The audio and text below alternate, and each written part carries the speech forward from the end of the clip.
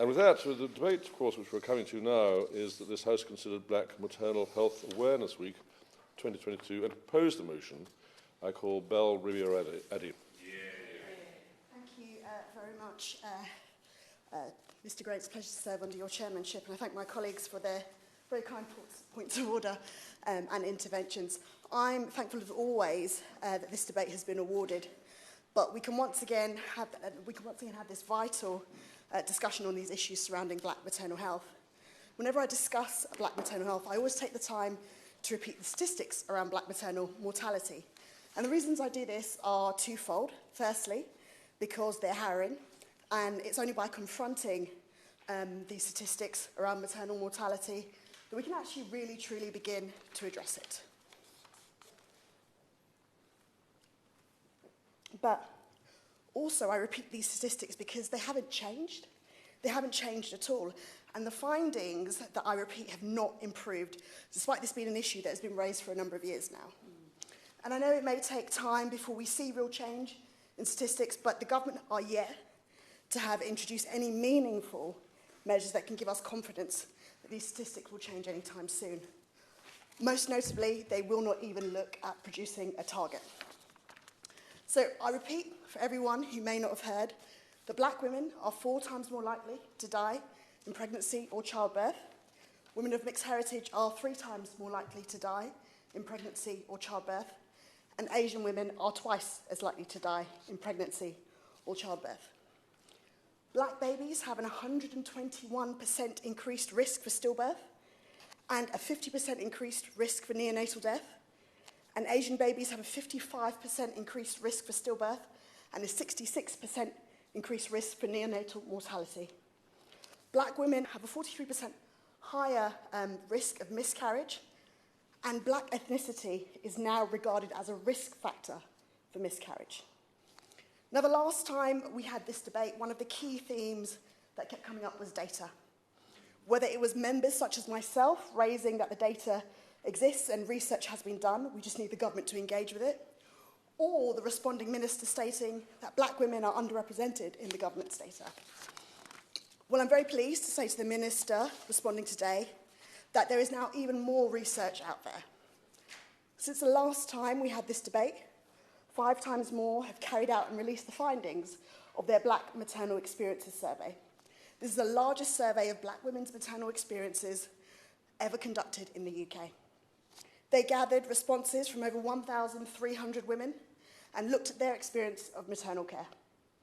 The report highlights all of the negative interactions that women experience with healthcare professionals, from feeling discriminated against in their care to receiving a poor standard of care, putting their safety at risk and being denied pain relief because of that ridiculous trope that black women are less likely to feel pain.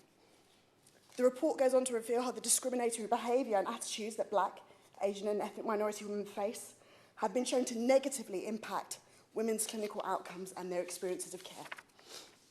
Now, more than half of the respondents reported facing these challenges with healthcare professionals during the maternity care, and 43% of women reported feeling discriminated against. 42% of women reported feeling the standard of care that they received during childbirth was poor or very poor, and 36% reported feeling dissatisfied with how their concerns during labour were addressed by professionals. Further to this, 42% of respondents reported feeling that their safety had been put at risk by professionals during labour or during the recovery period. And of the women who experienced negative maternity outcomes, 61% reported that they were not even offered additional support to deal with the outcome of their pregnancy. I will, good way. Mr. Chairman, I'm very pleased that the Honourable Lady has brought this forward, and while the numbers might not be big here today to speak to the matter, it is an issue of great importance. Does the Honourable Lady not agree that the fact that health trusts, as she has referred to, must ensure that no matter what the level of BAME population, that staff are adequately trained to deal with the differences that come from different ethnic groups, and that the messaging that must come from this debate and from the Minister and from the Department is the most important tool that the health trusts have to ensure that women of all ages and all ethnic groups feel understood and supported, no matter where they are, no matter what the statistics and the numbers may be. Ribeiro-Addy. Thank you. I thank the Honourable Member for his intervention, and he's absolutely right. And I'll come to the fact of training soon enough and what I believe that individual trusts should be doing. Now, in addition to the 5 Times More report, Birthrights also recently published the findings of their inquiry into racial injustice and human rights in maternity care. It uncovers the stories behind the statistics and demonstrates that it is racism, not broken bodies, as we're often told, that is the root of many of the inequalities of maternity outcomes and experiences. Their study found that on a number of occasions, black women's safety was put at risk whilst receiving care. They were ignored or their pain was dismissed. They experienced direct or indirect racism from caregivers. They were subject to dehumanisation. Their right to informed consent was violated, and they faced structural barriers to receiving healthcare. These are women going through one of the most painful and vulnerable experiences of their life, yet they're being faced with institutional racism that is impacting the health and the health of their babies. In last year's debate, I called on the government to launch an inquiry into institutional racism and racial bias within the NHS, as well as within the medical education field. I once again reiterate that call and hope the Minister will address the issue of systemic racism in medical care. Now, to add to these 2 reports, the Muslim Women's Network have also recently published a study, and they review the experiences of Muslim women in maternity care. Their report encompasses the maternity experiences of over 1,000 Muslim women. Once again, the report reveals a huge proportion of respondents receiving a poor or very poor quality of care. There were many examples of substandard care by health professionals, such as dismissing concerns, again, including pain, not offering treatment to relieve symptoms, inconsistency in the way that fetal growth was being measured, substandard clinical knowledge, and vital signs being missed, which contributed to poor healthcare. 57% of the women felt they were not treated with respect and dignity in the way they were spoken to or through other acts of caregiving. But perhaps what was the most shocking in the report is that 1% of the women responding reporting that their babies had died before or during labour or within 28 days of birth. In a sample of this size, this equates to 10 women, way higher than the 3 to 4 women that should have been expected in the same sample size. These statistics are shocking, but the stories are even more so. Now, each of these reports includes harrowing stories of women being neglected, their pain being ignored, and their concerns being dismissed, resulting in a near miss or indeed the loss of their baby. In one account, a woman was not believed when she informed the midwife that she was ready to push. When she eventually began to push, she reports that her baby came out still enveloped in the placenta. Several doctors came and she was taken to theatre as it became an emergency situation. It was touch and go, but she survived. And due to heavy blood loss, she was in a coma for 3 days and her baby was in intensive care. In another account, a woman reports that her baby was struggling to breathe after birth. She says, "I was told that it was normal for newborns to struggle with breathing. No checks were done to put my mind at ease. After about 20 minutes, my baby stopped breathing. Efforts were made to resuscitate her, but she later died in the NICU." One woman recalled that during her first checkup, a nurse said she was shocked that she knew who the father of her baby was because people like her don't usually know. There are thousands more stories like this of Black, Asian and minority ethnic women having negative experiences of healthcare professionals and negative experiences of maternity care.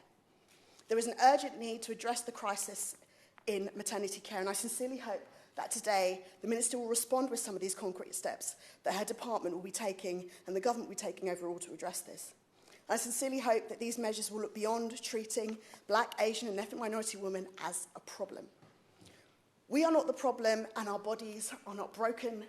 There is no flaw in our genetics and we don't need to be dealt with in a way to reduce negative statistics that are just pushing the problem away. So, for example, the suggestion that Black women should be induced earlier because a lot of these issues present after 40 weeks is absolutely ridiculous.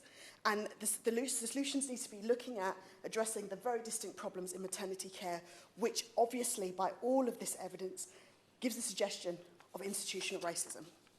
Addressing these biases and assumptions of Black women, training medical staff to recognise common symptoms in Black women, and tackling the barriers that are preventing Black women from receiving the quality of maternal care that they deserve. That is where the problems lie, and how we're going to get to them is by directly addressing racial disparities. Now, last year when we had this debate, the responding minister called on myself and others to continue to hold her feet to the fire on this issue. I thought the minister was really receptive and that we're finally going to see some meaningful steps to tackle maternal health disparity. And I felt the debate leaving slightly hopeful because so much awareness had been raised by all of the fantastic campaign groups that I've mentioned earlier today. And there was a lot of support across the House. So I was really surprised and quite deflated when the next day the minister had moved departments in a reshuffle. And I know cabinet reshuffles happen all the time and it's a standard part of government, but the reality is we've now lost count of the number of health secretaries, and there have been a number of ministers who have covered this very specific brief. And today, indeed, we've even got a different department addressing us specifically. And I know that it may seem like a party political point I'm making here, but the point I want to make firmly is that regardless of reshuffles and you know, government priorities and resignations, the problem in maternity care continue. And whilst we can't have a continuity in government for whichever reason, we do need to have a continuity in care and a continuity in the strategy that we have to deal with these racial disparities in maternal care. So it's hard for us when all of these things happen to see that the government's taking action when things are changing so frequently. So I sincerely hope that the Minister will give some assurances that the government is focused on these issues regardless of changing, and there is a focus and that time in this role will be spent to tackle black maternal health disparities. Black women can't afford to wait any longer without any action being taken on this, and I don't want to have to stand up in another debate and recall exactly the same statistics without any improvement on them. I know that things take time, but it would be sensational to come back next year and at least report that something had changed. And the best way for ministers to exact this change is to set out clearly what the government are doing and to set a clear target. The answer I've been given in the past to there needing to be a target is that actually when you look at the number of women this is happening to, this is not that much. So a target doesn't need to be set. And I would flip that round and say, if it's not that much, then surely we can set a target to address it. Thank you very much. The question is, this House considered the matter of Black Maternal Health Awareness Week 2022. Ribeiro-Addy. Thank you very much, Chair. And I'd like to close by firstly thanking all members for participating in this debate and adding their voices to all of those of us that are calling for steps to be taken to end racial disparities in maternity care. It's always reassuring to hear just how much support there is across the House generally when raising these issues. I'd like to thank the member for Strangford, who's always a huge support in a range of different debates, but been particularly helpful today. And of course, the member for Romsey and Southampton, who does fantastic work as the chair of the Women's and Equalities Committee, but also as the chair of the APPG for Muslim women. And just to point out some of the disparities that she has touched on, including from the particular report from the Muslim Women's Network, which showed that Muslim Somali women who may have given birth in other parts of Europe found that actually whilst they face worse discrimination in society in those other parts of Europe, they face much better maternal care in hospitals in those other European countries, namely Norway and Sweden, than they did when they experienced healthcare and better outcomes as well. So that's definitely something for us to look at. And the member for Putney and Roehampton and Southfields pointing out all of those different factors that affect black maternal health outcomes, which all come full circle to point to the institutional racism that black women are facing right across society. The member for Leicester East, thank you very much for raising the issue of the health disparities white paper. We absolutely need to see that soon. Without that, I'm not sure how we're going to set a benchmark for things changing overall. The member for Glasgow North East, I know she isn't here, but she's a huge supporter, and I hope she feels better soon. But the member for Glasgow East was very, very helpful and has been been great in his work with the APPG for premature and sick babies. And I'm very, very pleased to see their work calling on anti-racism across care. I think that's been particularly important. Yesterday we had a lobby in Parliament, 5 times more lobbied parliamentarians, and so thank you to all of those that signed the pledge calling on the government to use existing data to close the gap and to address overall disparities in maternal outcomes. Tanuke and Chloe from 5 Times More continue to punch well above their weight. They are the only Black maternal health charity focused specifically on the outcomes for Black women, and they're the only charity I can think of such as that actually receive no funding. They have been able to do all of this work off their own back, and I think that's testament to themselves and their dedication to resolving these disparities.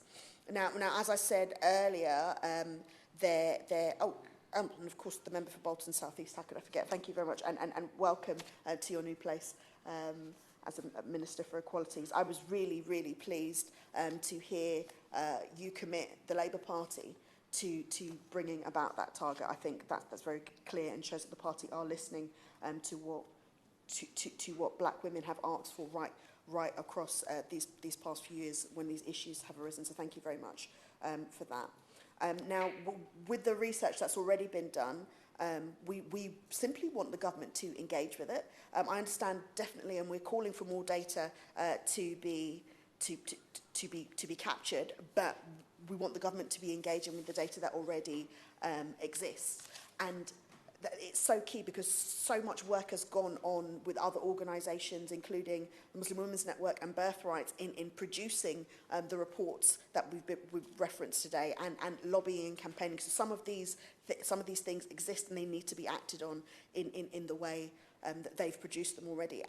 And they've gone out and spoken to a great deal of women. Sadly, women that didn't want to engage with the particular with the government's own surveys, which is worrying and something that needs to change overall. But I want to pay tribute to all of those women because it's really, really difficult to relive your trauma in that way, to recount all of these awful things that have happened. I know it has been for me, but I want to thank all of those women that did come forward to share their stories and just pay tribute to them because they need to, and I'm sure they do understand that it makes a difference moving forward.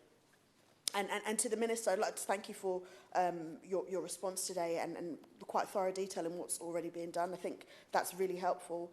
I'm really, really pleased to hear a change in attitude as to how these issues are addressed. I've been really concerned in the past, particularly with the CRED report, and particularly with some of the responses I've received personally, that the Minister is willing to admit and focus on the racial disparities that do exist rather than saying that they don't. And I really do encourage you to specifically, and you said you had, which I think is great, to read all of those reports that I've referenced today, and obviously not just the statistics but the personal accounts, because they don't make for easy reading, but they definitely make for a greater understanding of what's been happening. But just to touch on one thing, or two things that she said specifically. The socioeconomic status. Now, you're absolutely right in terms of people's socioeconomic status are always right across different health outcomes has a direct effect. But the 5 Times More report, and actually others, and the other 2 reports as well, found that when it comes to Black women, regardless of their level of education, regardless of their socioeconomic status, they are still reporting the same disparities. So we do have to look very closely at that and acknowledge that the issue is purely racism, institutional racism, and that is going far beyond all the other factors that we would usually expect to have an impact. I want to leave the Minister with a few more suggestions in terms of things that you might wish to introduce, and I'd like to leave the Minister with a few more suggestions in terms of measures that the Minister's Department might wish to introduce. And the first is, of course, to call again on the government to introduce this target. Now, I understand her reasoning, the Minister's reasoning, for not having a department, for not having a target. And whilst it may appear to be more logical, I just don't understand how we can address women who are told and know from the data they have a 43% increase, their child has a 43% increased chance of being miscarried and a 121% increased chance of being stillborn, and say that we're going to look at all of these measures surrounding it, but we're not going to specifically set a target to bring it to an end. It's not it's not acceptable, and I do not believe those women that continue to campaign for this target are going to accept this. So I really do ask her to look at that again. And I understand that there are great challenges with looking at disparities across the board, and absolutely all of those things need to be addressed, and different departments need to be brought in. But as I pointed out with the issue of the socioeconomic status and all of the different factors, it points to a culture and an issue with institutional racism within our NHS, and that needs to be resolved overall. And obviously that's going to start with data, the NHS improving the quality of ethnic coding and ensuring that it's accurately recorded. I'm really, really concerned that how skewed it is in terms of recording. We actually heard yesterday at our APPG meeting that even when it comes to simple things like accessing trying to find out how many women have claimed compensation, for example, for issues that have happened. They may record the age of the women, they may record the area which the women have come from, but they're not recording the race of women. And that seems like a major oversight for me, especially when other pieces of data are being gathered. Now, I want to also support 5 Times More's call for the government to introduce an annual maternity survey targeted specifically at black women, similar to the CQC maternity survey, and because I believe the results of this could be used to inform both public and parliamentary accountability in improving maternity health services. And we do know that whilst it seems that a very low number of women contributed to the government's survey, there is a willingness of black, Asian and minority ethnic women to record their issues and their experiences, as the other campaigns have proved. And finally, in terms of calls to the Minister, I reiterate that call for an inquiry into institutional racism within the NHS. That's the only way we're going to change some of these outcomes, especially with all of the information that has been gathered on what the specific issues are. Yes, we have to look at air quality. Yes, we have to look at other comorbidities. But until we address racial bias and assumptions amongst medical staff, teaching and training, there are certain things that are just not going to change.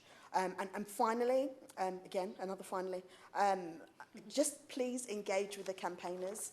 I understand that there's a lot of listening going on, and definitely in the past few years we've heard more and more, and there have been more conversations, and they're more likely to be included in working groups. But it's one thing to take on board, and one thing to say, yes, we do have to look at this, and one thing to say it's really awful, but another thing entirely to engage with them specifically, work with them across different areas, and actually show that the things that they are asking for are being met within the NHS's plan. So please do engage with these campaigners. They know what they're talking about. They have the data that the government has not been able to collect from women. They understand what the issues are, and they are certainly making the right calls. What we need to be doing to bring this horrible disparity and close this racial divide, and make sure that black women, Asian women, women of mixed heritage have safe births. Thank you. The question is that this House has considered Black Maternal Health Awareness. As many deputies say aye. Contrary no. I think the ayes have it. The ayes have it. I now suspend the sitting until 11 o'clock.